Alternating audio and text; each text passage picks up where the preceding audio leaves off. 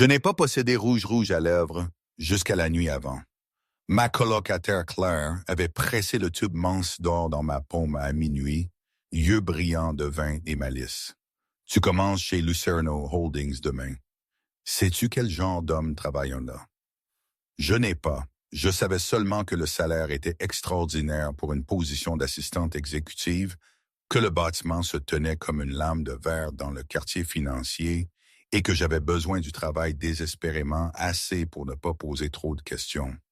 Maître Claire avait dit, « Fais-moi confiance, tu voudras une armure. » Je n'ai pas compris ce qu'elle voulait dire jusqu'à ce que je me tienne devant mon miroir de salle de bain ce matin-là. La tache cramoisie transformant ma bouche en quelque chose de plus audacieux que je n'avais jamais été. Je ressemblais à quelqu'un qui prenait des décisions, quelqu'un qui ne tremblait pas quand ses relevés de prêt étudiants arrivaient. La femme dans le miroir était une étrangère. J'ai gardé le rouge à lèvres quand même. Lucero Holdings occupait les étages 30 à 42 de la tour Apex. L'ascenseur était en verre et chrome, montant si vite que mon estomac a tombé. J'ai serré mon porte-documents en cuir, un cadeau de remise de diplôme de mes parents, et j'ai essayé de me souvenir comment respirer. La réceptionniste au 40e étage m'a à peine jeté un coup d'œil. « Tu es la nouvelle assistante. Ils t'attendent dans la salle de conférence exécutive, 9th porte à gauche. Il, pas lui, pas monsieur de... Pas mal au surnom. J'ai marché le long d'un couloir qui sentait comme un parfum cher et de vieil argent. Les murs étaient de la couleur de la fumée. Chaque porte était fermée. Je ne pouvais rien entendre au-delà de mon propre battement de cœur et du clic de mes talons contre le marbre. La porte de la salle de conférence était déjà ouverte. Je suis entré pour trouver 12 hommes en costume taillé assis autour d'une table qui aurait pu doubler comme une piste d'atterrissage. La fumée s'est enroulée des cendriers malgré les lois anti-tabac. Personne n'a levé les yeux quand je suis entré. Personne sauf lui. Il était assis à la tête de la table, parfaitement immobile dans un costume anthracite qui coûtait probablement plus que le loyer de toute mon année. Cheveux foncés balayés en arrière d'un visage trop sévère pour être simplement beau. Mâchoire acérée, nez droit, bouche qui semblait avoir oublié comment sourire il y a des années. Mais ce furent ses yeux qui m'ont arrêté, gris, froids, absolument fixés sur mon visage. Il n'a pas cligné des yeux, n'a pas bougé, a juste fixé. Je l'ai senti comme un contact physique, son regard tombant de mes yeux à ma bouche et y restant. L'air a changé, s'est épaissi. Quelqu'un parlait de rapport trimestriel. Mais les mots se sont transformés en statiques. J'ai compté dans ma tête sans le vouloir. 1, 2, 3. Sa mâchoire s'est contractée presque imperceptiblement. 4, 5, 6. Quelqu'un a appelé son nom. Patron. 7, 8, 9. Il s'est penché en arrière dans sa chaise, doigts en ogive sous son menton, regardant toujours ma bouche comme si c'était un puzzle qu'il devait résoudre. 10. Puis il s'est levé. La pièce est devenue silencieuse. Nous avons fini ici. Sa voix était calme, contrôlée. Le genre de calme qui te faisait l'écouter plus attentivement. Annule mes rendez-vous pour le reste de la journée. Un homme à sa gauche, aux cheveux argentés, aux yeux perçants et froncer les sourcils. Tous? Tu as la réunion Corsini à 3 heures. Tous, Marcus. Le regard de l'homme aux cheveux argentés a volé vers moi, puis est revenu. Quelque chose est passé entre eux que je ne pouvais pas lire. Il a hoché la tête une fois. Le chef de la mafia, parce que c'est ce qu'il était. J'ai compris maintenant, avec une clarté parfaite et terrible, à marcher vers moi. Il a bougé comme la violence sous verre. Chaque pas mesuré. Il s'est arrêté assez près pour que je puisse voir la fine cicatrice coupant son sourcil gauche. « Quel est ton nom? » il a demandé. Ma gorge était sèche. « Elena. Elena Rossi. Tu as porté ça pour ton premier jour. » Elena Rossi. Je ne savais pas comment répondre. Ne savais pas si c'était une question ou une accusation. Je pensais, tu pensais quoi? Il a légèrement incliné la tête. Que tu pouvais entrer dans mon bâtiment en ressemblant à ça et je te laisserai juste classer des papiers. La chaleur a inondé mon visage. Honte et confusion se sont emmêlées ensemble. Je ne voulais pas dire l'enlever. Mon cœur s'est arrêté. Quoi? Le rouge à lèvres. Ses yeux n'avaient pas quitté ma bouche. Enlève-le maintenant. Mes mains ont tremblé alors que je cherchais mon sac, tâtonnant pour un mouchoir que je n'étais pas sûr d'avoir. C'était ça. Je serais renvoyé avant même d'avoir commencé. Je perdrais l'appartement, décevrais mes parents, prouverais chaque doute que j'avais eu sur moi-même juste. J'ai trouvé un Kleenex froissé et je l'ai levé à mes lèvres. Sa main a attrapé mon poignet. Le contact était électrique. Ses doigts étaient chauds, sa prise ferme mais pas douloureuse. Il m'a tenu là, gelé, tandis que quelque chose de dangereux scintillait derrière ses yeux. « Passe ici », il a dit doucement. Dans mon bureau, puis il m'a relâché et est sorti. Les hommes restants ont commencé à rassembler leurs papiers dans silence. Personne ne m'a regardé directement, mais j'ai senti leur conscience comme des lampes chauffantes. Marcus, l'homme aux cheveux argentés, s'est arrêté à côté de moi. Son bureau est la dernière porte au bout du couloir. Il a dit, voix neutre, « Je suggérerais de ne pas le faire attendre. » Je voulais courir, voulais fuir par l'ascenseur en verre et ne jamais revenir. Au lieu de ça, j'ai marché. Son bureau était énorme, fenêtres du sol au plafond surplombant la ville, meubles en bois foncé, étagères garnies de livres en italien et en anglais. Il se tenait le dos à moi, téléphone pressé à son oreille, parlant en italien rapide. Je ne pouvais pas suivre. J'ai attrapé seulement une phrase. « Eperic colosso ». C'est dangereux. Il a mis fin à l'appel et s'est tourné. « Ferme la porte », j'ai fait. « Assieds-toi ». Il y avait une chaise en cuir en face de son bureau. Je me suis assise. Il n'a pas. Il se tenait là à m'étudier comme si j'étais une preuve dans un procès. « Quel âge as-tu? » « 24. Pourquoi as-tu besoin de ce travail? » Tout le monde a besoin d'un travail. Sa bouche a presque courbé. Presque. Ce n'est pas ce que j'ai demandé. J'ai rencontré ses yeux même si cela ressemblait à fixer une éclipse. J'ai des dettes. J'ai un loyer. J'ai des parents qui travaillent 2 emplois chacun pour me faire passer à l'université. J'ai besoin de ce travail parce que je ne peux pas les décevoir. Le silence s'est étiré entre nous. « Sais-tu qui je suis? » il a demandé finalement. Je commença. « Et tu es toujours là. » Ce n'était pas une question, mais j'ai répondu quand même. « Je suis toujours là. » Il a bougé puis a fait le tour de son bureau jusqu'à ce qu'il se tienne devant moi. Près, trop près. Je pouvais sentir le cèdre et quelque chose de plus sombre. De la poudre à canon peut-être. Ou juste le danger condensé en parfum. « Mon nom est Dante Lucerno », il a dit. « Et tu viens de devenir la personne la plus dangereuse de ce bâtiment. » Je n'ai pas compris comment. Il s'est accroupi jusqu'à ce que nous soyons au niveau des yeux. Et j'ai vu quelque chose de brut scintiller sous le contrôle. Quelque chose presque comme du regret parce que je t'ai regardé pendant 10 secondes, Eleanor aussi. Et tout le monde dans cette pièce a remarqué. Puis il s'est levé et est retourné aux fenêtres, mains dans les poches, épaules tendues. « Tu commences demain, pas aujourd'hui. Va à la maison. Perle rouge à lèvres rouges.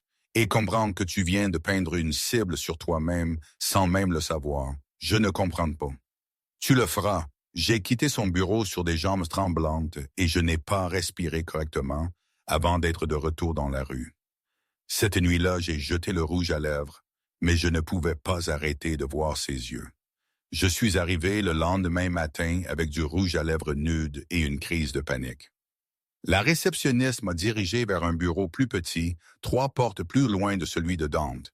Il avait un bureau, un ordinateur et une pile de dossiers qui atteignait mon coude. Une note en écriture anguleuse dure était posée dessus. « Revois ceux-ci. Je t'appellerai quand je serai prêt. » Pas de signature, pas de salutation. Je me suis assise et j'ai ouvert le premier dossier. 20 minutes plus tard, j'ai compris pourquoi Claire avait appelé cet endroit dangereux. Les documents étaient légitimes en surface, rapport d'acquisition, transfert de propriété, portefeuille d'investissement, mais les noms tissés à travers eux se lisaient comme une histoire du crime organisé dans la ville. Corsini, Maleta, Duca, Famal qui faisaient les gros titres lorsque leurs membres mouraient violemment. Et le Curnow Holdings était au centre de tout, une toile financière reliant chaque fil. J'aurais dû partir. Au lieu de ça, j'ai continué à lire. L'interphone sur mon bureau a bourdonné à 11 heures précises. Mon bureau, la voix de Dante, plate, autoritaire. Je l'ai trouvé debout à ses fenêtres à nouveau, même position qu'hier. Je me suis demandé s'il dormait là, veillant sur sa ville. Tu as lu les dossiers, il a dit sans se retourner. Oui. Question? Des centaines. Maintenant, il s'est tourné. Il avait enlevé sa veste de costume et sa chemise blanche était roulée jusqu'au coude, révélant des avant-bras noués de muscles et d'encre. J'ai aperçu un texte noir en italien avant de forcer mes yeux à revenir à son visage.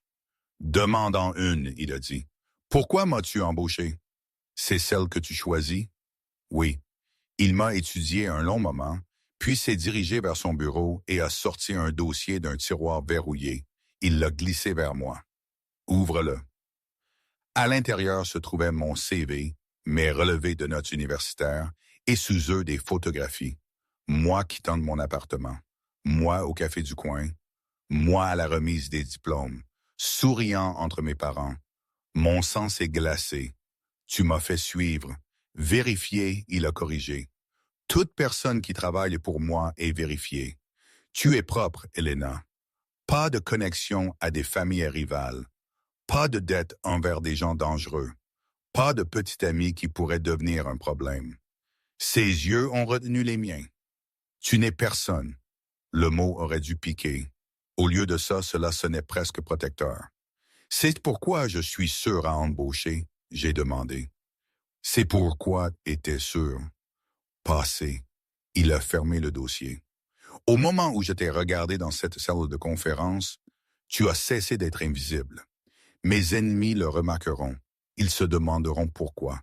Ils chercheront un levier. Or, pourquoi ne pas me virer? Parce que cela confirmerait que tu comptes. Ma tête a tourné, essayant de suivre la logique. Alors, qu'est-ce que je fais? Tu travailles. Tu gardes la tête baissée. Tu ne poses pas de questions devant les autres. Tu ne portes pas de rouge à lèvres rouges. Il a fait une pause, et tu suis mes règles exactement. Quelles règles? Il a sorti un papier de son tiroir de bureau, tapé, détaillé, troublant. Conditions d'emploi. I. Rossi. 1. Ta journée de travail commence à 8 heures du matin et se termine quand tu es renvoyé pas plus tôt. 2. Tu ne quittes pas cet étage sans informer Marcus ou moi-même. 3. Tu ne socialises pas avec d'autres employés au-delà de la nécessité professionnelle. 4. Tu ne discutes pas de ton travail avec quiconque en dehors de ce bureau. 5. Si approché par quelqu'un que tu ne reconnais pas, tu t'éloignes et le signales immédiatement. 6. Ton transport vers et depuis le travail sera fourni à partir de demain. 7. Tu répondras à ton téléphone quand j'appellerai. Toujours. J'ai fixé la liste. Cela ressemble à une prison. C'est une précaution. Contre quoi? Sa mâchoire s'est contractée. Contre moi te rendant une cible en te fixant trop longtemps. L'admission a plané entre nous, brute et électrique. Je ne t'ai pas demandé de me regarder, j'ai dit doucement. Je sais. Quelque chose presque comme de la douleur a traversé son visage. C'est le problème. Il s'est retourné vers la fenêtre, me renvoyant. Je suis parti avant que mes mains ne puissent recommencer à trembler. La semaine suivante s'est passée dans une étrange réalité suspendue. Je suis arrivé chaque matin pour trouver une voiture noire qui attendait devant mon appartement, chauffeur silencieux, vitré teinté. J'ai travaillé à travers les dossiers de Dante, apprenant l'architecture de son empire. J'ai déjeuné seul dans mon bureau. Je suis rentré à la maison dans la même voiture noire et j'ai rêvé d'yeux gris qui me suivaient même dans le sommeil. Dante lui-même était un fantôme. Il m'appelait dans son bureau 4 fois par jour, mais jamais longtemps. Il posait des questions sur un dossier, une réunion, un nom. Ses questions étaient pointues et spécifiques. Il ne faisait jamais de petites conversations, ne souriait jamais, mais il me regardait. Je le sentais constamment, cette même intensité du premier jour. Soigneusement contrôlée maintenant, mais toujours présente. Quand je lui tendais des documents, ses doigts frôlaient les miens pendant une demi-seconde de trop. Quand je parlais, ses yeux tombaient sur ma bouche avant qu'il ne se reprenne. Il ne m'a jamais touché. Mais Dieu, je le sentais quand même. Le vendredi soir, Marcus est apparu à ma porte alors que j'emballais mon sac. « Le patron veut te voir avant que tu ne partes », il a dit. J'ai trouvé Dante dans son bureau, cravate desserrée, épuisement gravé dans les lignes autour de ses yeux. « Assieds-toi », il a dit. Je me suis assise. « Tu as bien fait cette semaine », il a dit. « Pas d'erreur, pas de questions aux mauvaises personnes. Merci, mais tu as peur. » Ce n'était pas une question, mais j'ai répondu. Oui, de moi. J'ai envisagé de mentir, décider contre ça, de ce que tu représentes, qui est le danger, le contrôle, une vie que je ne comprends pas. Il s'est penché en arrière dans sa chaise, doigt tambourinant une fois contre l'accoudoir. Tu devrais démissionner. Mon estomac a tombé. Tu me vires? Non. Je te donne une porte de sortie. Sa voix était calme, presque douce. Pars maintenant, Elena, tant que tu n'es encore qu'un visage que j'ai regardé trop longtemps. Avant que tu ne deviennes quelque chose de plus. Plus, j'ai murmuré. Quelqu'un à qui je ne peux pas arrêter de penser. La confession a atterri comme un coup de feu dans le bureau silencieux. J'aurais dû me lever, aurais dû sortir. Au lieu de ça, j'ai demandé, c'est ce que je suis? Ses yeux se sont fixés sur les miens. Et pour la première fois, j'ai vu au-delà du contrôle jusqu'à la faim en dessous. Chaque putain d'heure, il a dit rudement. J'ai annulé 8 réunions hier parce que je ne pouvais pas me concentrer après que tu sois passé devant ma porte. J'ai relu le même contrat 20 fois parce que ton parfum est toujours dans ce bureau. Je sais que je ne devrais pas. Christ, je sais exactement à quel point c'est dangereux. Mais je ne peux pas arrêter. Mon cœur a martelé contre mes côtes. Que veux-tu que je fasse? Partir? Il s'est levé brusquement, se tournant vers la fenêtre. Avant que je ne fasse quelque chose que nous regretterons tous les deux. Je me suis levé aussi, sac serré contre ma poitrine comme une armure. Mais je ne suis pas parti. Et si je ne veux pas? Les mots se sont échappés avant que je ne puisse les arrêter. Il est devenu parfaitement immobile. Elena, et si je suis déjà en danger quand même? J'ai continué, voix tremblante. Et si partir ne me rend pas réellement plus sûr? Il s'est tourné lentement et le regard sur son visage était pur conflit, désir et retenue se faisant la guerre derrière ses yeux. Alors tu ferais la décision la plus dangereuse de ta vie, il a dit doucement. Peut-être que je l'ai déjà fait, j'ai murmuré. Quand j'ai porté du rouge à lèvres rouges pendant 10 secondes, il m'a juste fixé. Puis son interphone a bourdonné, brisant le moment. Patron. La voix de Marcus était urgente. Nous avons une situation. Le contrat Corsini, il y a eu une violation. L'expression de Dante a frémi instantanément. L'homme vulnérable disparaissant sous le chef de la mafia. « Va à la maison, Elena », il a dit. Voix dure. La voiture attend. Cette fois, je suis parti, mais j'ai senti ses yeux sur moi tout le long jusqu'à l'ascenseur. La violation s'est transformée en une crise qui a englouti tout le week-end. Je savais parce que Dante m'a appelé samedi matin à 6 heures du matin. « J'ai besoin de toi au bureau », il a dit sans préambule. Maintenant, la voiture noire était déjà dehors. Je suis arrivé pour trouver le 40e étage transformé. Des hommes en costume sombre occupaient chaque coin. Voix basse et tendue. L'air avait le goût de fumée de cigarette et d'adrénaline. Marcus m'a intercepté devant le bureau de Dante. Il est debout depuis 36 heures. Ne prends rien de ce qu'il dit personnellement. Qu'est-il arrivé? La famille Corsini pense que nous leur avons volé. Ils ont tort. Mais cela n'importe pas. La perception est la réalité dans ce monde. Il m'a tendu un dossier épais. Il a besoin que ses contrats soient revus et résumés vite. J'ai travaillé pendant 6 heures d'affilée, recoupant les dates et les signatures jusqu'à ce que mes yeux se brouillent. Vers midi, Dante a émergé de son bureau, manches retroussées, cheveux ébouriffés pour la première fois depuis que je l'avais rencontré. Il avait l'air presque humain. Presque.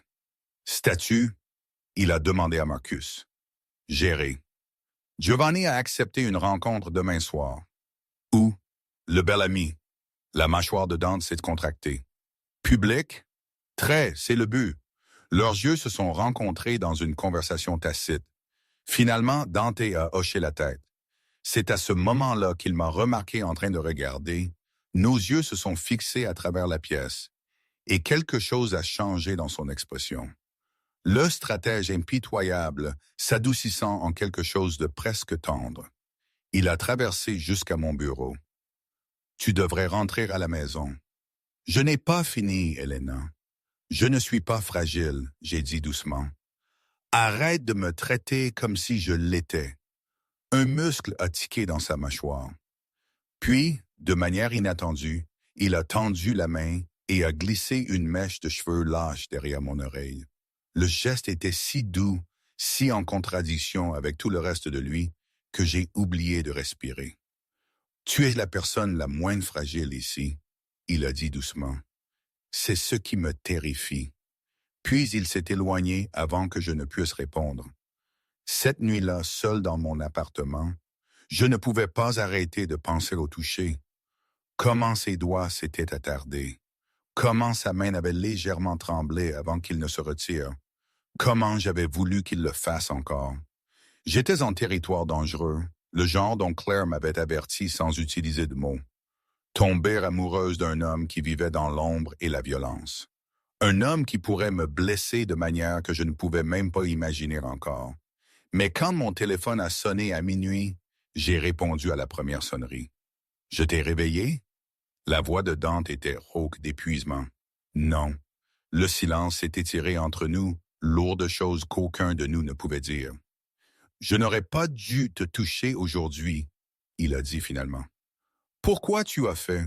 Parce que je ne suis pas aussi contrôlé que je prétends l'être. » Mon cœur a martelé. « Dante, je veux que tu arrêtes de m'appeler comme ça. » J'ai cligné des yeux en confusion. « Comment devrais-je t'appeler? »« Rien, monsieur, patron. » N'importe quoi sauf mon nom avec cette voix. Quelle voix? Celle qui me fait oublier chaque raison pour laquelle c'est une mauvaise idée. J'ai fermé mes yeux, téléphone pressé fort contre mon oreille. Peut-être que ça n'a pas à l'être. Ça l'est, Elena. Il sonnait peiné. Tu ne comprends pas ce que être proche de moi signifie. La violence, les menaces constantes, la connaissance qu'un faux mouvement pourrait, il s'est coupé. Tu mérites mieux. Tu n'as pas à décider ce que je mérite. Oui, il a dit doucement. Je le fais parce que je suis celui qui te détruira si cela continue. Il a raccroché avant que je ne puisse argumenter. Je suis resté éveillé jusqu'à l'aube, emmêlé dans les draps et la confusion. Le lundi matin a apporté d'étranges nouvelles additions à mon bureau. Un petit éléphant de jade était assis sur mon bureau, vert émeraude et finement sculpté. Pas de notes, pas d'explication. Je l'ai porté au bureau de Dante, où je l'ai trouvé au téléphone parlant en italien haché. Il m'a fait signe d'attendre. Quand il a raccroché, j'ai levé l'éléphant. Qu'est-ce que c'est? Un cadeau? Pourquoi? Dans sa culture chinoise, les éléphants symbolisent la force et la sagesse. Protection. Ses yeux ont retenu les miens. Je pensais que tu pourrais avoir besoin d'un rappel de quoi? Que certaines choses valent d'être protégées, même quand elles refusent d'être protégées. J'ai tourné l'éléphant dans mes mains, sentant son poids. Est-ce à propos de la réunion Corsini? C'est à propos de tout. Il s'est levé et s'est déplacé vers la fenêtre, son refuge constant. La réunion est demain soir. Haut profil, dangereux. J'ai besoin de toi là. Mon estomac a tombé. Pourquoi? Parce que Giovanni Corsini sait que j'ai annulé des réunions après avoir regardé quelqu'un. Il voudra voir qui. Le reflet de Dante dans le verre avait l'air hanté. Si tu n'es pas là, il pensera que je te cache, que tu comptes plus que tu ne le fais. Cela te rendra une plus grande cible.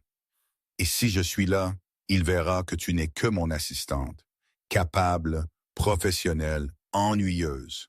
Le mot a piqué plus qu'il n'aurait dû. Peux-tu faire ça? Il a demandé doucement. Peux-tu te tenir à côté de moi demain soir et prétendre que tu ne ressens rien? J'aurais dû dire oui immédiatement. Au lieu de ça, j'ai demandé « Est-ce ce que tu feras prétendre ?»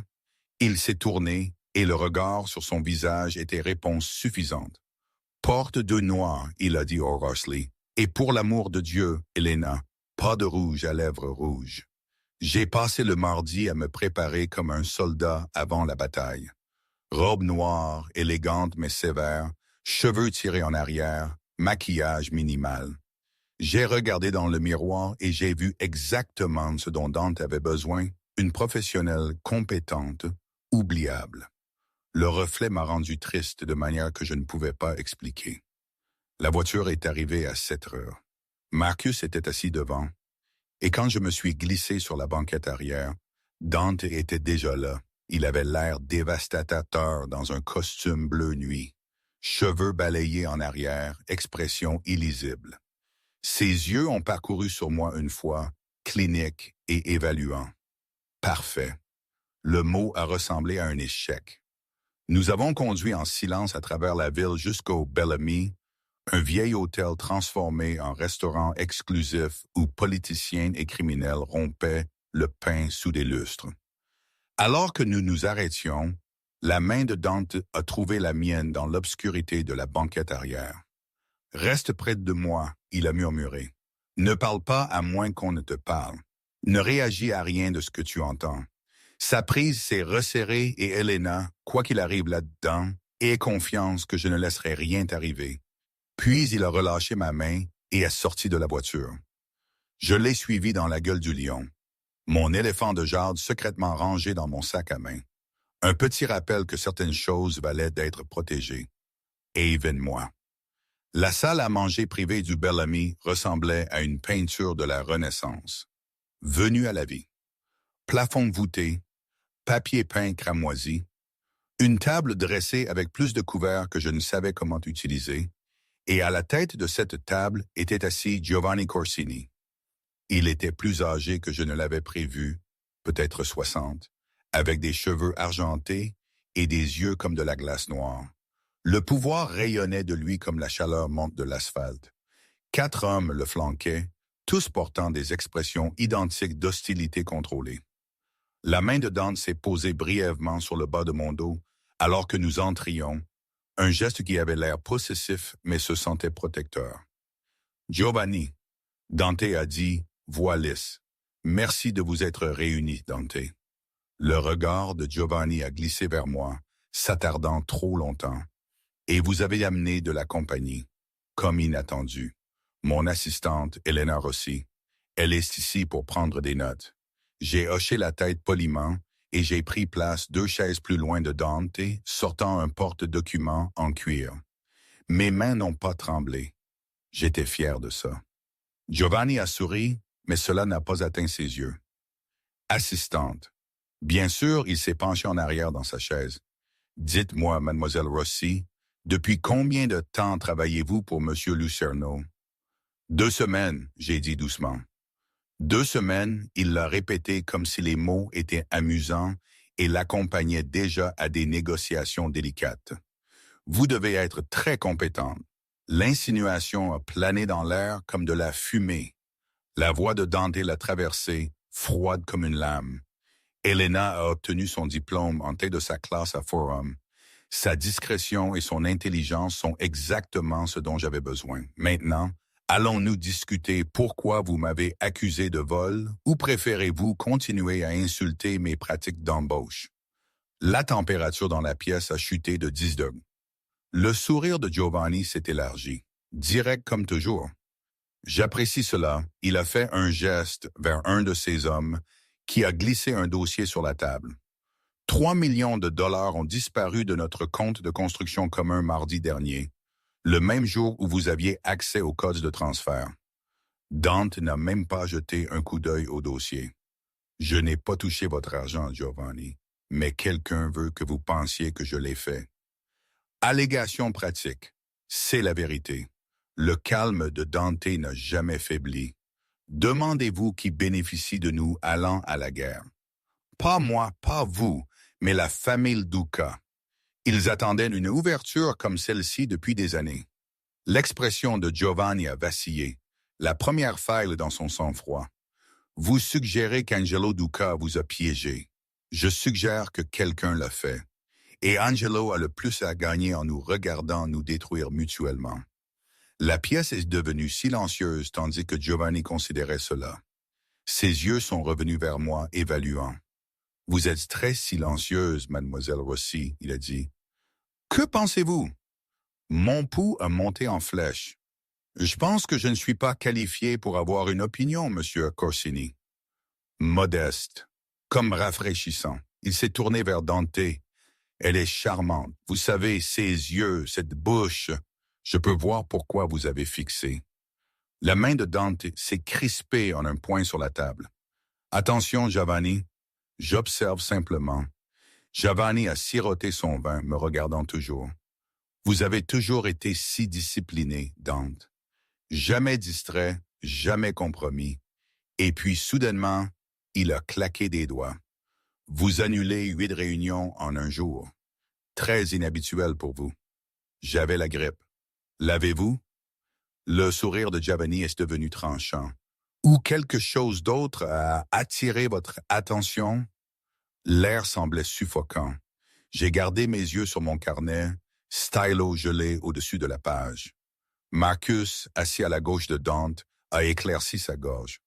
Avec respect, Monsieur Corsini, nous sommes venus ici pour résoudre une divergence financière, non pour discuter du calendrier de Monsieur Lucerno. Bien sûr. Pardonnez la curiosité d'un vieil homme. Giovanni a étendu ses mains dans fausse excuse, puis son expression s'est durcie. Prouvez-moi que c'était Duca. Vous avez 1 semaine. Si vous ne pouvez pas, vous aurez votre preuve dans 3 jours, Dante a dit platement. Et quand je la livrerai, vous me devrez des excuses. Si vous la livrez, je vous devrai considérablement plus que ça. Et ils se sont serrés la main à travers la table, un geste qui ressemblait plus à une menace qu'à un accord. Alors que nous nous levions pour partir, Giovanni a attrapé mon poignet. Sa prise était douce mais indubitable. Soyez prudente, mademoiselle Rossi. Ce monde a une manière de consommer les belles choses.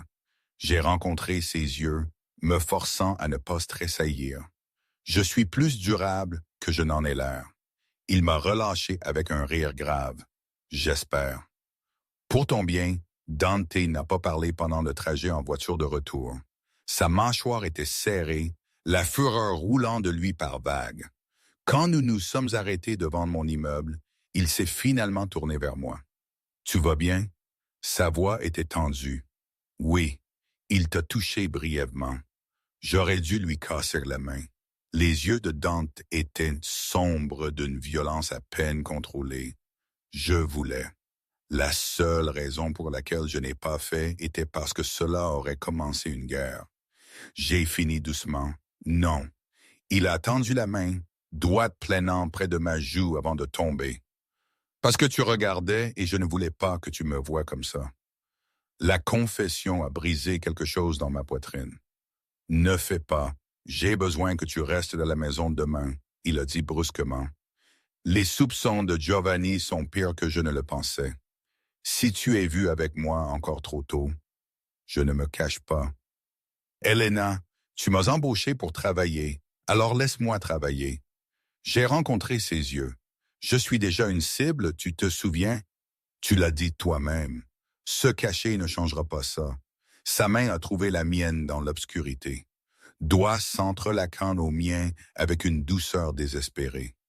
Tu aurais dû courir quand je te l'ai dit, il a murmuré. Probablement j'ai accepté. Mais je n'ai pas. Pourquoi? Parce que je tombe amoureuse de toi, j'ai pensé. Parce que même en connaissant le danger, je ne peux pas imaginer partir. Mais je ne pouvais pas dire ça. Pas encore. peut-être jamais, parce que je tiens mes promesses, j'ai dit à la place.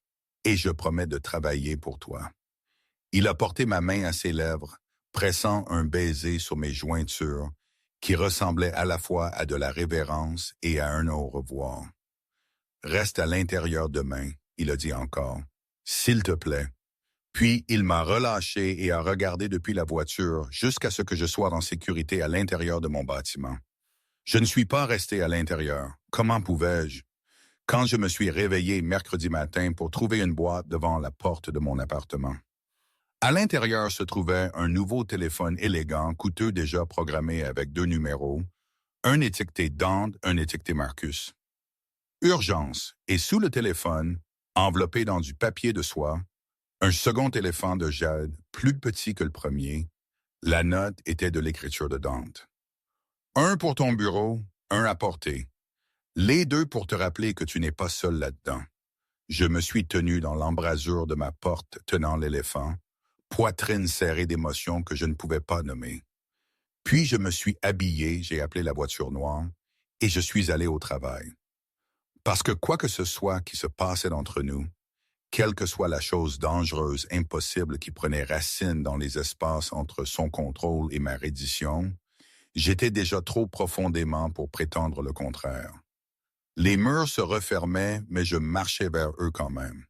Je suis arrivé au bureau pour le trouver dans un chaos contrôlé. Des hommes que je n'avais jamais vus auparavant occupaient les salles de conférence, voix aiguës et urgentes. Marcus se déplaçait entre eux comme un chef d'orchestre, orchestrant quelque chose que je ne pouvais pas tout à fait voir. La porte de mon bureau était fermée. Quand je l'ai ouverte, Dante a levé les yeux de mon bureau. Il avait été assis là dans le noir, attendant. Je t'ai dit de rester à la maison, il a dit doucement. Je ne prends pas bien les ordres. J'ai remarqué, il s'est levé, l'épuisement gravé dans chaque ligne de son visage. Nous avons un problème.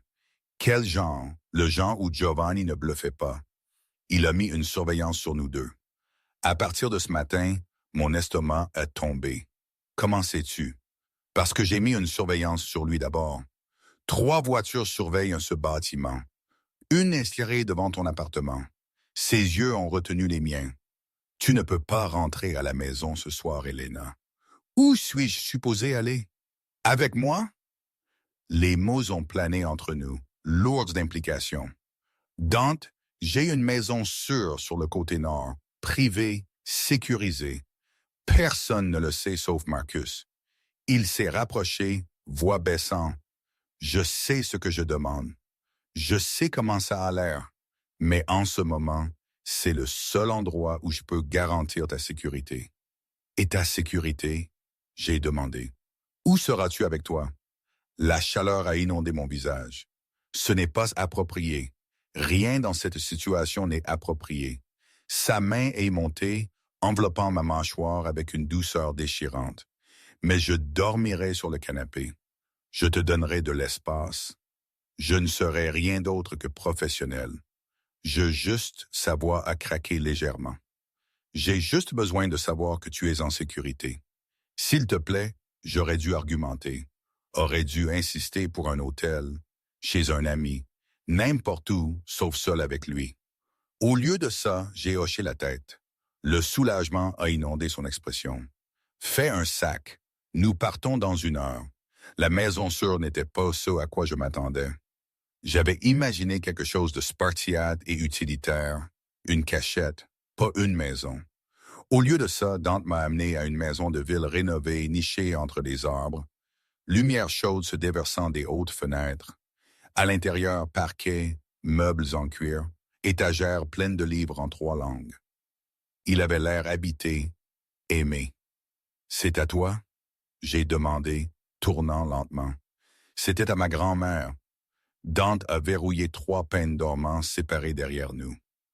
Elle me l'a laissé quand elle est morte. Je n'ai jamais amené personne ici avant. La confession semblait significative, bien que je ne sois pas sûr pourquoi. Il m'a montré la chambre d'amis, simple mais confortable avec une salle de bain attenante et une fenêtre donnant sur un petit jardin. Tout ce dont tu as besoin devrait être ici, il a dit depuis l'embrasure de la porte. Tous dans le placard. Je ferai le dîner. Tu cuisines? Un fantôme de sourire a touché sa bouche. Tu as l'air surprise. Je le suis, ma grand-mère a insisté. Elle a dit, un homme qui ne peut pas se nourrir est déjà à moitié mort. Il s'est appuyé contre le cadre de la porte et pour la première fois depuis que je l'avais rencontré, il avait l'air presque détendu. Installe-toi. Je t'appellerai quand ce sera prêt. Le dîner était des pâtes carbonara et du vin rouge, mangé à une petite table de cuisine pendant que la pluie tambourait contre les fenêtres. Dante s'était changé en jeans foncé et un pull noir, manches retroussées pour révéler ses avant-bras tatoués. Sans l'armure de son costume, il avait l'air plus jeune, plus humain, plus dangereux pour ma résolution. « Dis-moi quelque chose, » il a dit, remplissant mon verre de vin. « Quelque chose que tu n'as jamais dit à personne d'autre. » J'ai hésité. « Pourquoi? » Parce que nous nous cachons de la surveillance dans la maison de ma grand-mère, mangeant des pâtes à 22 heures. Les règles normales ne s'appliquent pas ce soir, il avait raison. Je déteste la musique jazz, j'ai admis. Tout le monde suppose que je l'aime parce que je suis sophistiqué ou autre, mais je pense que ça sonne comme des instruments qui se disputent. Son rire était soudain et authentique, transformant tout son visage. C'est la meilleure description que j'ai jamais entendue. Ton tour, j'ai dit. Dis-moi quelque chose. Son expression s'est assombrie. Je n'ai jamais voulu cette vie. La confession a atterri lourdement entre nous. Alors pourquoi? Parce que mon père a été assassiné quand j'avais 17 ans. Et mon grand-père m'a dit que je pouvais soit prendre sa place, soit regarder tout ce qu'il avait construit s'effondrer. Les doigts de Dante se sont resserrés autour de son verre de vin. J'ai choisi le devoir. Je le choisis chaque jour depuis. Le regret te tue. Chaque fois que je dois faire disparaître quelqu'un. Chaque fois que je négocie avec des hommes comme Giovanni, ses yeux ont trouvé les miens. Chaque fois que je te regarde et me souviens pourquoi tu devrais courir, je ne cours pas, je sais. Sa voix est tombée à un murmure. C'est ce qui me tient éveillé la nuit. L'air entre nous s'est épaissi, chargé de tout ce que nous ne disions pas. Je me suis levé brusquement, débarrassant les assiettes que je n'avais pas finies. Je devrais aller me coucher. Tôt le matin demain. Dante a attrapé mon poignet alors que je passais. La même prise douce de ce premier jour. Elena, je ne pouvais pas le regarder. Si je le faisais, je me briserais. Merci, il a dit doucement. De me faire confiance ce soir. Je n'ai pas beaucoup de choix. Tu as toujours un choix.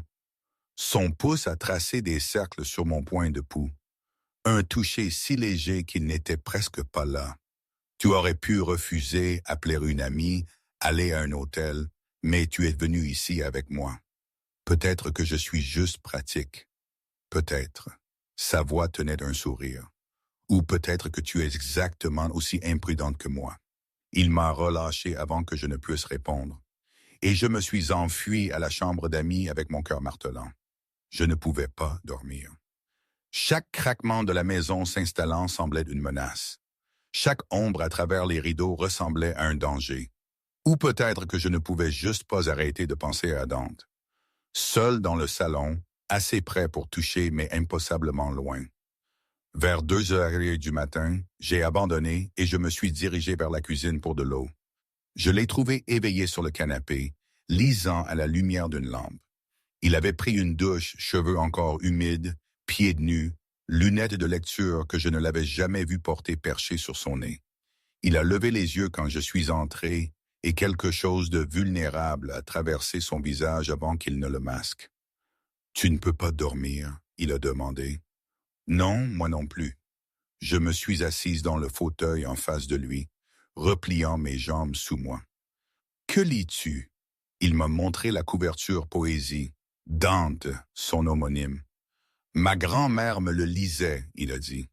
En italien, je n'en comprenais pas la moitié, mais j'aimais le son de sa voix. Il a mis le livre de côté. Elle serait déçue de ce que je suis devenu. Peut-être, j'ai dit doucement, ou peut-être qu'elle comprendrait pourquoi tu as fait les choix que tu as faits. Ses yeux se sont fixés sur les miens, bruts et sans défense à la lumière de la lampe. Je ne peux pas arrêter de penser à toi, il a dit hoarsely. J'ai essayé. Dieu sait que j'ai essayé. Mais chaque fois que je ferme mes yeux, je te vois dans cette salle de conférence portant du rouge à lèvres rouges. Et je pense, et si j'avais détourné le regard? Et si je t'avais laissé être invisible? Cela aurait-il été mieux? Plus sûr pour nous deux. Ce n'est pas ce que j'ai demandé. Il s'est levé brusquement, traversant jusqu'où j'étais assise et tombant à genoux devant ma chaise. Ses mains ont encadré mon visage. Touché, révérencieux. Non, il a murmuré.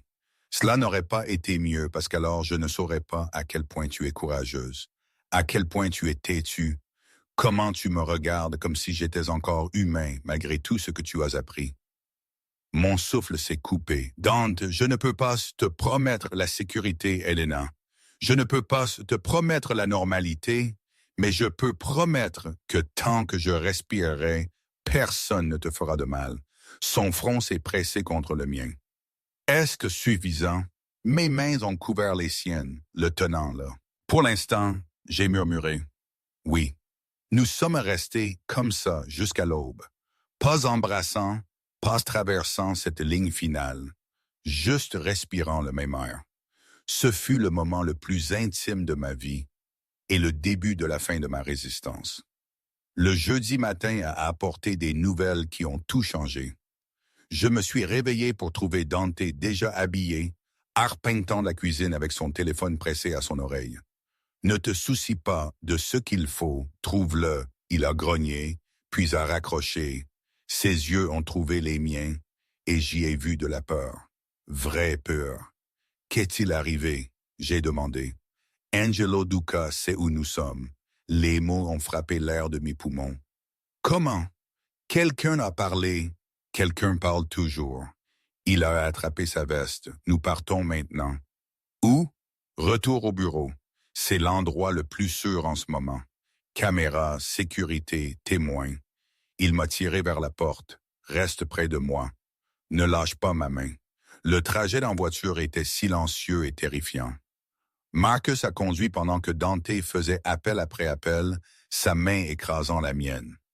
Quand nous avons finalement atteint la tour Apex, il m'a tiré directement à son bureau et a verrouillé la porte. J'ai besoin que tu écoutes très attentivement, il a dit, voix contrôlée mais urgente. Angelo fait un mouvement. Je ne sais pas quel genre encore, mais ça arrive bientôt. Et il va t'utiliser pour m'atteindre. Pourquoi moi? Parce que je t'ai regardé pendant 10 secondes. Les mots ont éclaté de lui, bruts et furieux. Parce que j'ai annulé des réunions. Parce que je te protégeais comme si tu étais à moi. Parce que tout le monde peut voir ce que j'essayais de cacher. Que tu comptes pour moi plus que tu ne devrais. La confession a plané entre nous. À quel point je compte? J'ai murmuré. Son contrôle s'est brisé. Il a traversé la pièce en 3 enjambées, main encadrant mon visage et m'a embrassé. Ce n'était pas doux, ce n'était pas prudent. C'était la désespoir et la retenue se brisant simultanément, sa bouche réclamant la mienne avec une faim que je sentais dans mes os. J'ai haleté contre ses lèvres et il s'est adouci immédiatement, reculant. Je suis désolé. Il a respiré. Dieu, Helena, je suis désolé. Je n'aurais pas dû. Je l'ai embrassé en retour, mes mains serrées dans sa chemise, le tirant plus près, et j'ai senti son choc céder à quelque chose de fondu. Ses bras sont venus autour de moi, me soulevant jusqu'à ce que je sois pressé entre lui et son bureau, et le monde s'est rétréci à juste ceci, sa bouche sur la mienne, ses mains dans mes cheveux, le son de sa respiration rauque et désespérée. Quand nous nous sommes finalement séparés, tous deux tremblants, son front s'est posé contre le mien. « C'est le pire moment possible, » il a murmuré. « Je sais que tu pourrais mourir à cause de ça, à cause de moi. Je sais ça aussi. » Ses mains se sont resserrées dans mes cheveux. « Alors pourquoi ne cours-tu pas? » Parce que je t'ai déjà dit. J'ai rencontré ses yeux, le laissant voir tout ce que j'avais caché. Je ne cours pas. Il m'a embrassé encore. Plus doux cette fois, un baiser qui goûtait les promesses et l'adieu en égale mesure. Puis son téléphone a sonné. Il a répondu, yeux ne quittant jamais les miens. Quoi? La voix de Marcus est passée, minuscule et urgente. Patron, nous avons trouvé la fuite. C'est Tony. L'expression de Dante est devenue froide. Es-tu certain? Image de sécurité de la maison sûre. Il vous a suivi là, il y a 2 nuits, a rapporté à Angelo dans l'heure. Où est-il maintenant? En bas, salle de conférence B, garde-le là. Dante a raccroché et s'est tourné vers moi. Je dois gérer ça. Que signifie gérer? Son silence était réponse suffisante. La peur a traversé moi. Dante, reste ici, verrouille la porte. Ne l'ouvre pour personne d'autre que Marcus ou moi. Il a encadré mon visage une fois de plus, embrassant mon front avec une tendresse déchirante. Je reviendrai, je promets. Puis il est sorti, et j'étais seul avec le fantôme de son toucher. J'ai attendu 30 minutes avant de ne plus pouvoir le supporter. Le bureau ressemblait à une cage. Mon imagination a conjuré des horreurs. Dante blessé, arrêté. Pire. J'ai déverrouillé la porte. Le couloir était vide. Des voix ont dérivé de quelque part en dessous, étouffées, en colère. Je n'aurais pas dû aller chercher, mais je l'ai fait. La salle de conférence B était 2 étages plus bas. J'ai pris les escaliers, cœur martelant. La porte était fermée, mais pas verrouillée. À travers la petite fenêtre, j'ai vu Dante debout au-dessus d'un homme à genoux. Tony, j'ai supposé. Le sang a coulé du nez de Tony. 2 autres hommes le flanquaient. Je t'ai tout donné? Dante disait, voix froide et plate.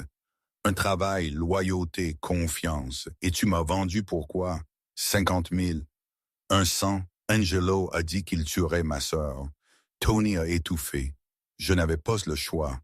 Il y a toujours un choix. Dante a sorti un pistolet de sa veste. J'ai dû faire un son, un halètement, un gémissement, parce que sa tête a claqué vers la porte. Nos yeux se sont rencontrés à travers la vitre. J'ai vu le moment exact où il a réalisé que j'étais là. Vu la fureur et la honte traverser son visage simultanément. Sortez-la d'ici, il a ordonné à un des hommes. Trop tard. Le pistolet a tiré. Le son était assourdissant même à travers la porte. Tony s'est effondré. Je ne pouvais pas bouger, ne pouvais pas respirer, ne pouvais pas traiter ce que je venais de voir. Quelqu'un a attrapé mon bras. Marcus me tirant loin de la porte le long du couloir de retour au bureau de Dante. Tu n'aurais pas dû voir ça, il a dit doucement. Je me suis enfoncé dans une chaise tremblante. Il l'a tué. Oui, de sang-froid. Tony nous a trahis, t'a mis en danger. Il n'y a pas de procès dans ce monde, Helena. Seulement des conséquences. Je vais être malade. Marcus m'a tendu une poubelle. J'ai vomi à sec dedans, Bill brûlant ma gorge. C'était le monde de Dante, violence et rétribution, sang sur des sols chers. Et j'y étais entré portant du rouge à lèvres rouges. Dante m'a trouvé 1 heure plus tard, toujours recroquevillé dans la chaise. Il s'était nettoyé, avait changé de chemise, s'était lavé les mains, mais je pouvais encore sentir la poudre à canon. Helena, ne fais pas. Ma voix était creuse. Ne t'excuse pas, n'explique pas. Il s'est agenouillé devant moi, ne touchant pas. Je n'ai jamais voulu que tu vois cette partie de moi, mais elle est partie de toi. Oui, tu as tué un homme aujourd'hui. J'ai finalement rencontré ses yeux. Le regrettes-tu? Seulement que tu en aies été témoin. L'honnêteté était brutale. Je devrais partir, j'ai murmuré. Je devrais démissionner et disparaître et oublier que je t'ai jamais rencontré. Oui, il a accepté doucement. Tu devrais, mais je ne peux pas. Ses mains ont trouvé les miennes et j'ai vu qu'elles tremblaient. Pourquoi? Il a demandé Horsley. Parce que malgré la violence, malgré le danger, malgré tout ce que je viens de voir, ma voix a craqué. Je te regarde toujours et vois l'homme qui me donne des éléphants de jade, qui cuisine la carbonara, qui lit de la poésie à la lumière d'une lampe. J'ai serré ses mains. Je vois les deux de toi, Dante, et je ne sais pas comment m'éloigner de l'un ou l'autre. Quelque chose s'est brisé dans son expression. Soulagement et agonie se sont emmêlés ensemble. Tu devrais être terrifié de moi, il a murmuré. Je le suis, mais je suis plus terrifié de te perdre. Il m'a tiré contre lui, bras serrés autour de moi, visage enfoui dans mes cheveux. Je ne te mérite pas, il a dit dans mon cou. Mais Dieu m'aide. Je ne suis pas assez forte pour te laisser partir. Nous sommes restés comme ça, brisés, et nous tenant pendant que la ville s'obscurcissait dehors. Et quelque part dans cette étreinte, j'ai accepté la vérité. J'étais amoureuse d'un tueur, et rien ne serait plus jamais simple. 3 jours se sont passés en étrange suspension. Dante me gardait près, toujours à portée, toujours regardant. Nous avons travaillé côte à côte dans son bureau, l'air entre nous chargé de tout ce qui n'était pas dit. Il ne m'a pas embrassé encore, mais j'ai senti le poids de son désir dans chaque regard, chaque toucher accidentel, chaque moment où son contrôle menaçait de rompre. Dimanche soir, il m'a ramené à la maison sûre. Angelo a fait son mouvement. Dante a expliqué alors qu'il nous enfermait à l'intérieur. Il rencontre les autres familles demain, essayant de les retourner contre moi. Cela marchera-t-il? Pas si je peux présenter des preuves qu'il m'a piégé à Giovanni d'abord. Il m'a tiré dans la cuisine où des dossiers couvraient chaque surface. J'ai besoin de ton aide. Nous avons travaillé toute la nuit, recoupant les relevés bancaires, traçant les empreintes numériques, construisant un dossier qui sauverait son empire. À 3h08 du matin, délirante d'épuisement, j'ai les trouvés. Dante, ma voix a tremblé. Regarde ça. Une seule transaction enfouie dans des centaines. 3 millions de dollars transférés du compte Corsini à une société écran détenue par le cousin d'Angelo. C'est ça. Dante a respiré. C'est la preuve. Il a attrapé mon visage et m'a embrassé fort. Un baiser de triomphe et de soulagement et quelque chose de plus profond. Quand nous nous sommes séparés, il souriait. En fait, souriant. Tu viens de me sauver la vie, il a dit. Nous sommes quittes. Puis son expression s'est adoucie, même pas près. Nous avons envoyé les preuves à Giovanni à l'aube. Sa réponse est venue dans l'heure. Considérez votre dette payée et Lucerno, gardez un meilleur contrôle de vos ennemis la prochaine fois. Dante s'est effondré sur le canapé, la tension s'écoulant de ses épaules pour la première fois en une semaine. C'est fini, il a dit, incrédule. Qu'arrive-t-il à Angelo?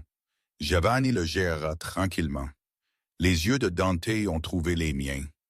Tu es en sécurité maintenant, Elena. Es-tu aussi en sécurité que je le suis jamais? Je me suis assise à côté de lui, assez près pour sentir sa chaleur.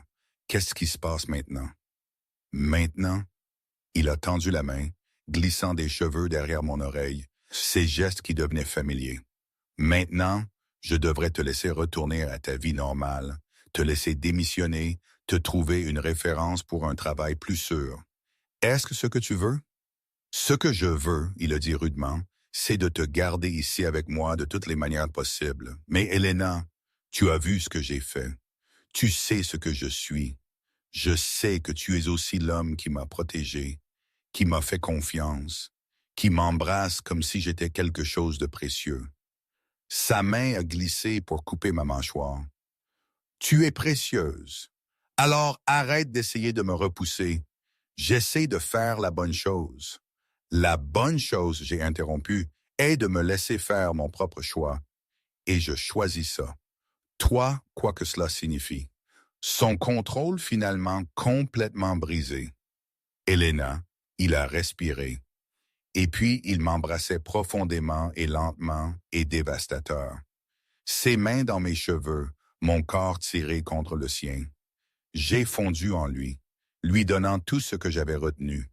Sa bouche s'est déplacée vers ma mâchoire, mon cou. Chaque baiser une marque. Dis-moi d'arrêter. Il a murmuré contre ma peau. Non. Dis-moi que tu ne veux pas ça. Je ne peux pas. Il a reculé, yeux cherchant les miens. Es-tu sûr? Parce que si nous traversons cette ligne, je suis sûr.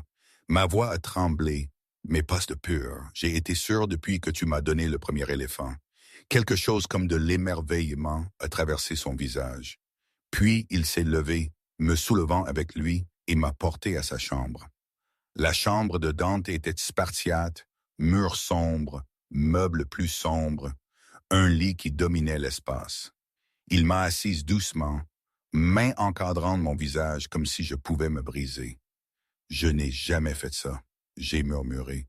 Il est devenu immobile. Jamais. J'ai secoué ma tête, la chaleur inondant mon visage, son expression transformée, désir se mêlant à quelque chose de tendre et protecteur. Alors nous irons doucement. Et tu me dis si quelque chose ne va pas. D'accord, il m'a embrassé encore, doux et patiente, main glissant jusqu'à ma taille. Nous n'avons rien à faire ce soir, juste ça, juste embrasser est suffisant. Et si je veux plus, alors nous prendrons plus, mais seulement ce pourquoi tu es prête. Sa douceur m'a complètement défaite. J'ai cherché l'ourlet de sa chemise, main tremblante. Il m'a aidé à la tirer au-dessus de sa tête, révélant la carte complète de tatouages que je n'avais fait qu'apercevoir avant. Écriture italienne sur ses côtes. Un sein sur son épaule, symbole que je ne reconnaissais pas. « Tu es belle », j'ai murmuré. Il a ri doucement. C'est ma ligne. Ses mains ont trouvé les boutons de ma blouse, les défaisant un par un avec une patience infinie. Quand le tissu a glissé, son souffle s'est coupé. Elena, mon nom était une prière. Tu es sûre? Au lieu de répondre, je l'ai embrassée. Nous sommes tombés sur le lit dans un enchevêtrement de membres et des assurances murmurées. Ses mains ont exploré avec une lenteur révérencieuse, cartographiant chaque pouce de peau nouvellement exposé. Quand il a hésité à ma dernière couche de vêtements, j'ai hoché la tête. Je te fais confiance, j'ai dit simplement. Ces 3 mots ont brisé quelque chose en lui. Ce qui a suivi était lent et prudent et accablant, son corps couvrant le mien, sa voix murmurant des mots doux en italien, ses mains me guidant à travers chaque nouvelle sensation. Il a regardé mon visage tout le temps, lisant mes réactions, s'ajustant à ce qui me faisait haleter, ou geler, ou marquer en lui. D'accord, il continuait à demander. Toujours d'accord? Oui, je continuais à répondre. Oui, et quand l'intensité a culminé et que je me suis brisé sous lui, il a attrapé mon cri avec sa bouche et m'a tenu à travers les répliques comme si j'étais faite de verre. Après, enveloppé dans les draps dans ses bras, j'ai senti des larmes glisser sur mon visage. « Je t'ai fait mal ?» Dante a demandé immédiatement, panique dans sa voix. « Non !» J'ai pressé plus près. « C'est juste que je ne savais pas que ça pouvait être comme ça. Comme si tu m'adorais. » Ses bras se sont resserrés. Parce que je l'étais. Nous étions allongés dans un silence confortable, ses doigts traçant des motifs paresseux sur ma peau. « Je t'aime », il a dit doucement. « Je sais que c'est trop tôt. Je sais que c'est fou, mais j'ai besoin que tu saches que ce n'était pas juste physique pour moi. Ça n'a jamais été juste physique. Mon cœur s'est ouvert. Je t'aime aussi. » Il a embrassé mon front, mes paupières, le bout de mon nez. « Alors reste avec moi, pas juste ce soir. Vraiment reste comme ton assistante, comme mienne, de toutes les manières qui comptent. » J'ai incliné mon visage vers le sien. Oui, soulagement et joie ont inondé son expression, le transformant en quelqu'un de jeune et plein d'espoir. Nous nous sommes endormis, emmêlés ensemble, en sécurité dans l'œil de la tempête. Ne sachant pas que la violence était loin d'être finie. L'attaque est venue à l'aube. Je me suis réveillé au son de verre brisé en bas et Dante me jetant au sol. « Reste à terre », il a ordonné, déjà en mouvement.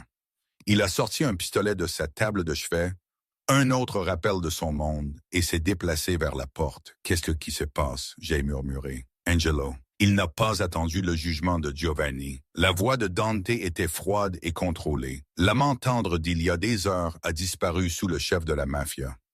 Marcus savait que c'était possible. Il y a une pièce sûre au sous-sol. Peux-tu y aller seul? Je ne sais pas où. Plus de verres brisants. Pas sur les escaliers. Pas le temps. Dante a poussé sa commode de côté, révélant un panneau caché. Si maintenant. Et toi, je vais gérer ça. Il m'a poussé vers l'ouverture. Ne sors pas avant que je ne vienne te chercher. Peu importe ce que tu entends, Dante. Il m'a embrassé fort et vite. Je t'aime. Souviens-toi de ça. Puis il m'a enfermé dans l'obscurité. L'espace était étroit et suffocant. Une sorte d'espace d'exploration entre les murs. J'ai tout entendu. Voix criant en italien, réponse calme de Dante, puis des tirs. J'ai pressé mes mains sur ma bouche pour m'empêcher de crier. Plus de tirs. Accident. Un son qui aurait pu être des corps frappant le sol. Puis le silence. Terrible. Silence sans fin. Je ne sais pas combien de temps j'ai attendu dans cette obscurité. Heures, minutes. Le temps n'avait pas de signification. Quand le panneau s'est finalement ouvert, j'ai presque effondré de soulagement. Dante se tenait là, sang éclaboussé sur sa poitrine et son visage. Pas son sang. Je pouvais dire par comment il bougeait, stable, et il n'a pas fait mal. C'est fini, il a dit doucement. Tu peux sortir. Je suis sorti à quatre pattes sur des jambes tremblantes. Es-tu blessé? Non. Les autres morts, tous les quatre d'entre eux. Il l'a dit sans émotion. Marcus gère le nettoyage. Nous devons partir avant que la police n'arrive. Il m'a tiré à travers la maison, passant devant des corps que j'ai essayé de ne pas regarder, jusqu'à une voiture déjà en marche dans l'allée. Nous avons conduit en silence, ma main écrasée dans la sienne. Finalement, j'ai demandé, « Les as-tu tous tués? » Oui, à cause de moi. Il s'est arrêté brusquement, se tournant pour me faire face. Non, parce qu'Angelo a déclaré la guerre. Parce qu'il a envoyé des hommes pour me tuer dans ma propre maison. Tu n'as pas causé ça, Elena. Tu es juste prise dedans. Je ne sais pas si je peux faire ça, j'ai murmuré. Vivre avec la violence, toujours attendant la prochaine attaque. La douleur a vacillé sur son visage. Je sais, et je comprendrai si tu ne peux pas, mais tu ne peux pas quitter cette vie. Non, ce serait vu comme une faiblesse. Je serais morte en un mois. Sa main a encarré mon visage. Je suis piégé dans ce monde, Elena. Mais tu n'as pas à l'être. Des larmes ont débordé. Je ne veux pas te perdre et je ne veux pas te faire tuer. Il a embrassé mon front. Alors, que faisons-nous? Je n'avais pas de réponse. Dante m'a emmené à un hôtel terrain neutre, il l'a appelé. Quelque part pour penser sans son monde pressant. Marcus nous a rencontrés dans le hall, l'air épuisé. Patron, il a dit doucement, Giovanni veut se rencontrer. Il est préoccupé par l'attaque. Dis-lui que je serai là demain. Il veut se rencontrer ce soir et il veut voir Elena. Mon estomac a tombé. Pourquoi? Parce que les hommes morts d'Angelo ont été trouvés dans votre maison sûre. Il veut vérifier que vous êtes tous les deux vivants et évaluer les dégâts. Les yeux de Marcus étaient sympathiques. Ce n'est pas optionnel. La mâchoire de Dante s'est contractée. Bien, mais elle ne quitte pas ma vue. Nous avons rencontré Giovanni à minuit dans la même pièce privée au Belliami. Cette fois, son expression tenait quelque chose presque comme du respect. Dante, Mademoiselle Rossi, il a fait un geste vers les sièges. Je suis content de vous voir tous les deux respirer. Pas grâce à Angelo, Dante a dit froidement. Angelo était un fou, impatient et imprudent. Giovanni a siroté son vin. Son cousin l'a déjà désavoué. Les autres familles conviennent qu'il a brisé le protocole en vous attaquant dans une maison sûre. Sa mort ne sera pas vengée. Bien. Les yeux de Giovanni se sont déplacés vers moi. Et vous, mademoiselle Rossi, vous avez eu toute une introduction à notre monde. Oui, j'ai dit doucement. Y resterez-vous? La question m'a prise au dépourvu. Je ne sais pas, j'ai admis honnête. J'apprécie ça. Giovanni s'est penché en arrière. Laissez-moi vous donner un conseil, enfant. Cette vie, notre vie, elle n'a pas de place pour l'innocence. Finalement, elle consomme tout ce qui est doux. Chaque personne que vous aimez devient une cible. Chaque choix porte le poids de la violence. Je sais ça maintenant. Le savez-vous? Son regard était perçant, ou le savez-vous juste intellectuellement? Attendez que quelqu'un que vous aimez meure à cause de qui vous êtes connecté. Attendez que vous ayez à faire le choix entre vous sauver et le sauver. Alors dites-moi si vous pouvez le gérer. La main de Dante a trouvé la mienne sous la table, serrant fort. Avec respect, Giovanni, j'ai dit soigneusement. J'ai déjà fait mon choix. Je suis toujours ici pour l'instant. Giovanni s'est levé. Mais Dante, si vous l'aimez vraiment, vous considérerez la laisser partir avant que ce monde ne la détruise. Nous sommes partis en lourd silence. De retour à l'hôtel, Dante arpentait, tandis que j'étais assis sur le lit. Il a raison, Dante a dit finalement. Giovanni a raison. Je devrais te laisser partir. Arrête de décider ce qui est le mieux pour moi. Quelqu'un doit. Il s'est tourné pour me faire face, angoisse écrite sur ses traits, parce que tu ne penses pas clairement. Tu es amoureuse et courageuse et folle, et tu vas te faire tuer en restant avec moi. Alors laisse-moi être folle. Elena, tu as dit que tu m'aimais. J'ai interrompu. Était-ce vrai? Tu sais que ça l'était. Alors fais-moi confiance pour faire mes propres choix, même les dangereux. Je me suis levé, traversant vers lui. Je sais ce que je choisis, Dante. Je suis entré là-dedans avec les yeux ouverts, et je reste avec les yeux ouverts. Ses mains sont montées pour encadrer mon visage, tremblante. Je ne peux pas te perdre. Alors ne me laisse pas partir. Il m'a embrassé comme un homme qui se noie, désespéré et reconnaissant et terrifié tout à la fois. Je te protégerai, il a juré contre ma bouche. Avec tout ce que j'ai, tu n'affronteras jamais ce monde seul. Je sais. Et si ça devient trop, si tu changes d'avis, je te le dirai. J'ai reculé pour rencontrer ses yeux. Mais Dante, je ne vais nulle part. Le soulagement dans son expression était presque douloureux à voir. Nous avons fait l'amour encore cette nuit-là, plus lentement, plus tristement, plus désespérément, nous agrippant l'un à l'autre, comme si la violence pouvait revenir à tout moment. Parce que dans son monde, elle le faisait toujours. Les 3 mois suivants furent les plus étranges de ma vie. J'ai emménagé dans l'appartement terrasse de Dante, une forteresse déguisée en luxe. Garde armée, fenêtres par balles, une vie entière construite autour de la survie. Je suis retourné au travail, mais tout avait changé. Les autres employés me regardaient différemment maintenant. Ils savaient que j'appartenais à Dante de manière qui n'avait rien à voir avec l'emploi. Certaines me regardaient avec pitié, d'autres avec envie, la plupart avec peur. Claire a arrêté de répondre à mes appels après que j'ai essayé d'expliquer pourquoi je ne pouvais plus me rencontrer pour des verres. Mes parents n'ont pas compris quand je leur ai dit que je voyais quelqu'un, mais ne pouvaient pas le ramener à la maison pour dîner. J'ai perdu des morceaux de mon ancienne vie petit à petit, mais j'ai gagné quelque chose aussi. Matin se réveillant dans les bras de Dante, soirée tardive lisant ensemble dans un silence confortable. La façon dont il me regardait, comme si j'étais la seule bonne chose dans son monde sombre. Ce n'était pas parfait, mais c'était le nôtre. Un mardi d'octobre, tout a changé encore. Marcus est apparu dans le bureau de Dante, visage sombre. « Patron, nous avons un problème. » Dante a levé les yeux du contrat que nous avions revu. « Quel genre? » « Le genre qui implique la famille d'Elena. » Mon sang s'est glacé. Qu'est-il arrivé? Rien encore. Mais quelqu'un posait des questions dans ta ville natale à propos de tes parents, leur routine, où ils travaillent. Dante était debout instantanément. Qui? Nous ne savons pas encore, mais cela doit être connecté à toi. La culpabilité sur le visage de Dante était dévastatrice à témoigner. Procure-leur une protection, il a ordonné immédiatement. Je veux une équipe sur eux 24/7. Déjà fait. Mes patrons, ils vont avoir des questions. Alors nous leur disons la vérité. Mon estomac a tombé.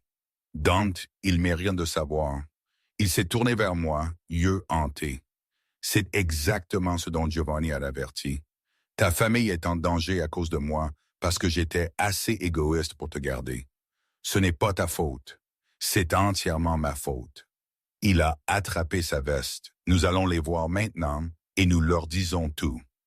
Le trajet vers la maison de mes parents dans le Queens a ressemblé à une procession funéraire. Dante a tenu ma main tout le long, silencieux et tendu. Quand nous sommes arrivés, ma mère a ouvert la porte avec un sourire confus.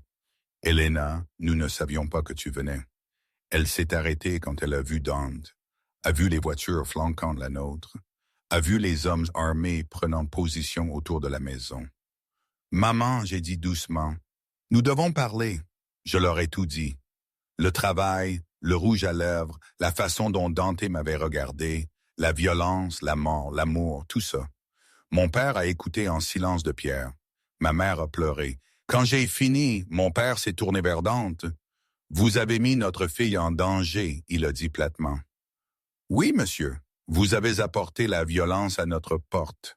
Oui, et vous attendez de nous que nous acceptions juste ça? » Dante a rencontré ses yeux fixement. « Non, monsieur, je m'attends à ce que vous me détestiez, mais j'ai besoin que vous me laissiez vous protéger quand même. Pourquoi devrions-nous vous faire confiance? Parce que j'aime votre fille plus que ma propre vie. » La voix de Dante était brute d'honnêteté, et je brûlerai quiconque essaiera de lui faire du mal ou à vous. Ce n'est pas une promesse. C'est un fait. Mon père l'a étudié un long moment. Elena, il a dit finalement, ne détournant pas le regard de Dante. Est-ce ce que tu veux?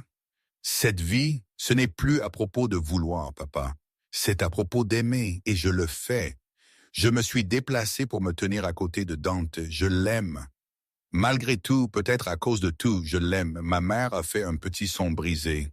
Alors, nous n'avons pas de choix, mon père a dit doucement. Nous accepterons sa protection.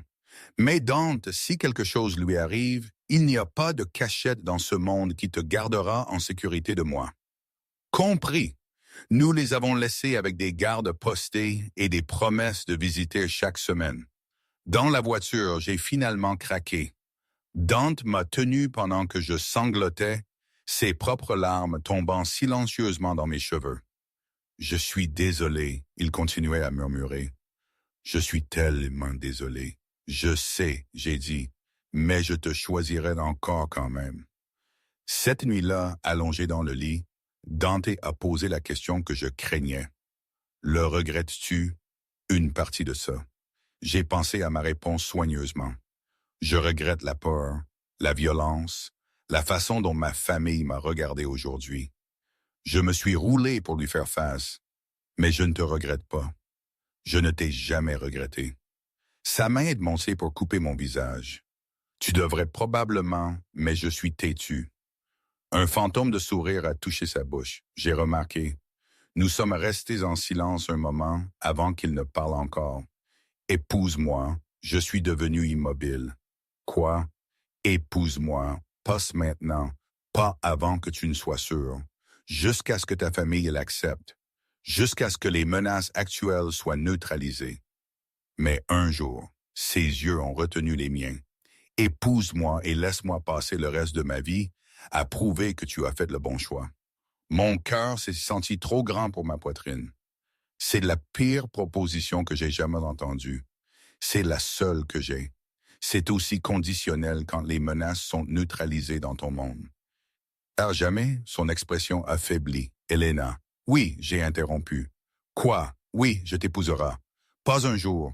Pas quand ce sera sûr. J'ai pressé ma main sur son cœur. Bientôt. Parce que attendre des conditions parfaites dans ton monde signifie attendre pour toujours. Et je préférerais avoir une vie dangereuse avec toi qu'une vie sûre sans toi. Il m'a embrassé comme si je venais de lui donner le salut. « Tu vas être ma mort », il a murmuré. « Ou la vie de toi, j'ai contrecarré. » Nous avons fait de l'amour avec une nouvelle urgence cette nuit-là. Une promesse scellée dans le toucher et le souffle et des vœux murmurés. Demain apporterait de nouveaux dangers. Mais cette nuit, nous nous sommes choisis encore. Le mariage a eu lieu 6 semaines plus tard. Pas la grande affaire italienne que la famille de Dante attendait. Pas le mariage à l'église dont mes parents rêvaient. Juste nous, Marcus, mes parents, et un juge dans la maison de la grand-mère de Dante. J'ai porté une simple robe blanche. Dante portait un costume anthracite. J'ai porté des éléphants de jade au lieu d'un bouquet. Mon père a pleuré. Ma mère a tenu ma main trop fort. Marcus a souri pour la première fois depuis que je le connaissais. Et quand Dante m'a embrassé comme sa femme, j'ai goûté l'espoir et le danger en égale mesure. La menace contre mes parents s'est dissipée après notre mariage. Il s'avère que c'était un rival testant les faiblesses de Dante. Ils ont trouvé seulement de la force. La réponse de Dante fut rapide et brutale. Je n'ai pas demandé de détails. Certaines choses que j'avais appris à ne pas savoir.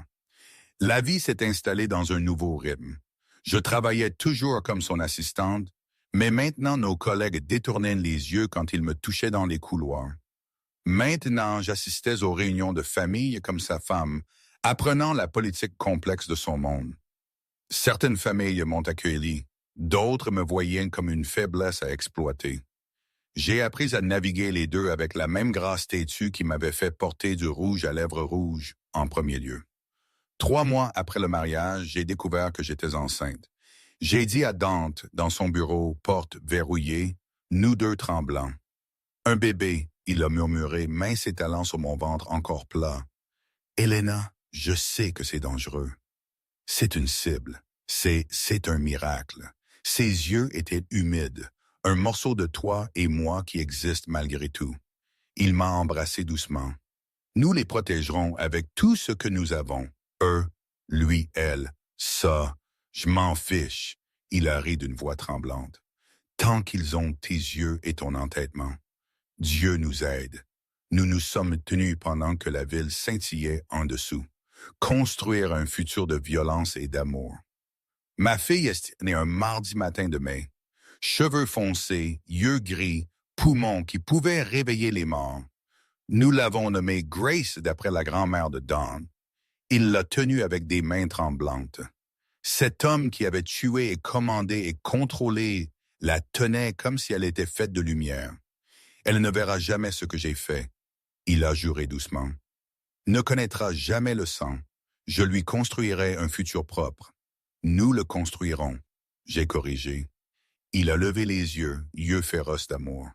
Ensemble, toujours. La première année de Grace s'est passée dans un chaos joyeux épuisé. Tété de minuit, berceuse en italien, Dante lisant de la poésie à un bébé qui ne pouvait pas comprendre un mot, mais s'est endormi au son de sa voix. Quoi qu'il en soit, mes parents visitaient chaque semaine. Les gardes à la porte, maintenant assez familiers pour être presque invisibles. Claire a tendu la main, reconstruisant timidement notre amitié avec des rendez-vous café et des questions prudentes. La vie n'était pas normale, ne serait jamais normale, mais elle était la nôtre.